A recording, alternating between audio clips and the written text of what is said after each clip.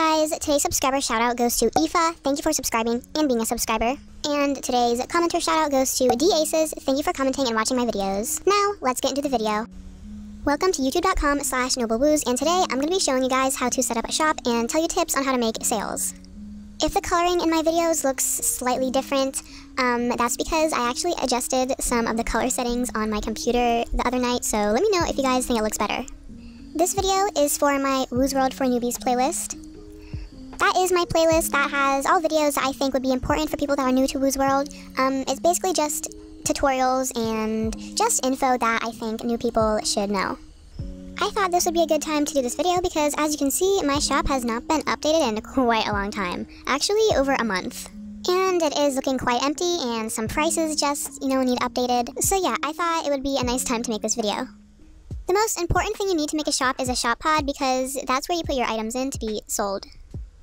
You can find these by going to Shops, Furniture, and then click by type, Interactive, and then go to Shop Pods. And you can pick anyone that you would like. It doesn't really matter. Some of them hold more than others, but yeah, they pretty much all do the same thing. Once you buy your shop pod, you can place it in the units that you want to use as your shop. For this example, I'm going to be using this shop pod, which is one of the boutique display cases.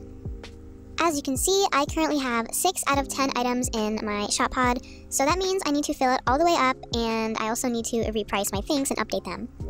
To see what your items need to be priced as, all you need to do is just base it off the marketplace. So as you can see, this floral Haru jacket is 800 BEEX.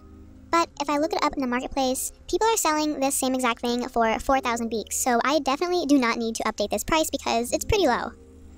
I also don't need to update this shirt either because I currently have it for 3K and people are selling it for 9K. I just checked all of these items and they're actually all really good. They're a lot lower than what they are in the marketplace. So now that I see that none of these items need to be updated, I can just add to the shop pod and fill it up. I need to add 4 more items to fill up this pod.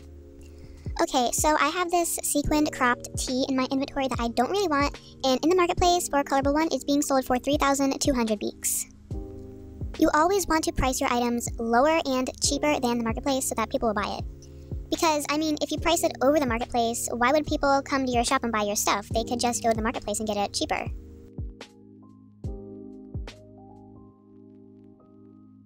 Since this shirt was being sold for 3,200 BEEX in the marketplace, I'm going to price mine lower again like I said, and I have decided that I'm going to price it 2,000 BEEX.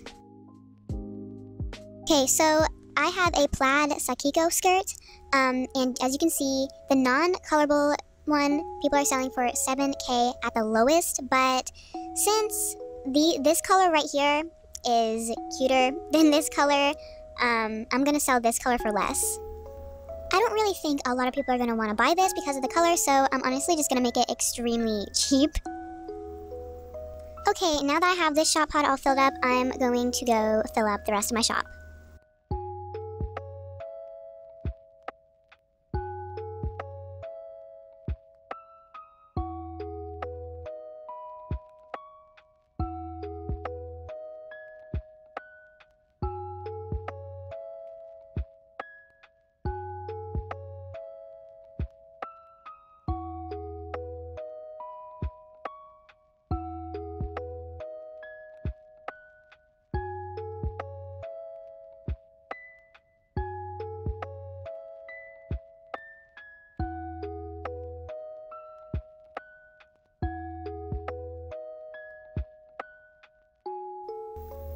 If you come across this situation right here where you have a colorable item but there's no colorable one in the marketplace, just price it higher than the current ones that are in there.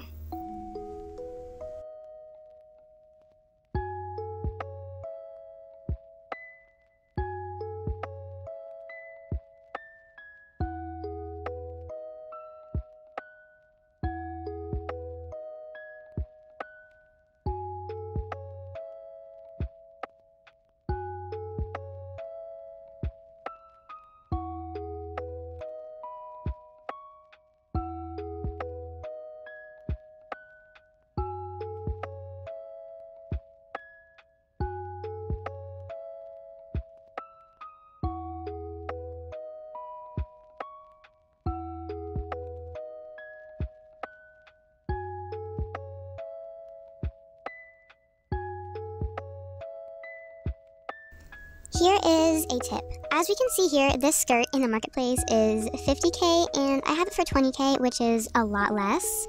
Sometimes people in the marketplace overprice their items. So if you see something like this, you really have to think to yourself, is this item really worth that much? Like, are people going to reasonably buy this item for that much? And if your answer is no, then the person in the marketplace probably overpriced it. So then you can price it for however much you think it's worth. I almost forgot. Another thing to do when looking out for overpricing in the marketplace is the amount of time that the item has left. As you can see, this item has 2 days left, meaning that this dude literally just put it in today. But if you see an item that's really expensive and you don't think it's worth that much, look at the amount of time left. Usually if there's like very little time left, like a few hours left, then that's another sign that it's overpriced, because that means that people don't want to buy it for that much. Okay, so I just filled my shop as much as I could. Now I'm going to open it and give you guys some more tips. The first tip is to have a units title that will attract a lot of people. Lower than marketplace, cheaper than marketplace. You could even put find the free, and you could put one item in your shop at 0 BEEX, or even more than one item if you want, like I did. That will definitely attract people and they will come here hoping to find the free item. And try to keep your shop as updated as possible. Try to update it as much as you can, and when you do, make sure that you put it in the title so that people know and they will come. Another thing that you could do is make your units as pretty as possible. Try to decorate it a lot, try to make it look very nice. In my opinion, whenever I see a unit that is very decorated and looks very nice, it's just more enjoyable, and I feel like it makes me want to go there even more. Another thing that I like to do is reselling things. A lot of times at sales or stores, or maybe even sometimes on the marketplace, you will find some people selling stuff for really, really cheap. For example, if an item on the marketplace is being sold for 30K and you see someone selling that same exact item for like 5K, you better snatch that stuff up real fast, so then you can resell it for more. I actually do that a lot, and in my experience, it works. And it's a really good way of making BEEX. Organizing your shop is yet another good thing to do. As you can see, I have my shop organized kind of. I have guy stuff on the right side and girl stuff on the left side. However, you do not have to organize your clothes by gender. You could also do it by colorables. For example, you could have colorable stuff in one side of the unit and non-colorable stuff on the other side.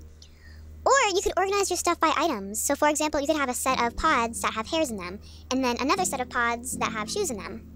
It's all up to you how you want to organize your unit. In my experience, organizing your unit or your shop makes things so much easier for you and the person buying, because they know exactly where to go.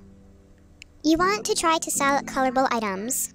This is because colorable items are generally worth more than non-colorable items. But if you do sell non-colorable items, make sure they're at least good color codes, and not something weird, like a weird neon green hair, for example. No one's gonna want that. I believe those are all the tips I have for this video, unless I'm forgetting some, and if I am forgetting some and then I remember them later, I will put them down in the comments or the description. If you have any tips that you think should have been added into this video, please let me know in the comments, so then others can follow them. That's all I have for today. I hope you guys enjoyed the video. I love you guys so much, and goodbye.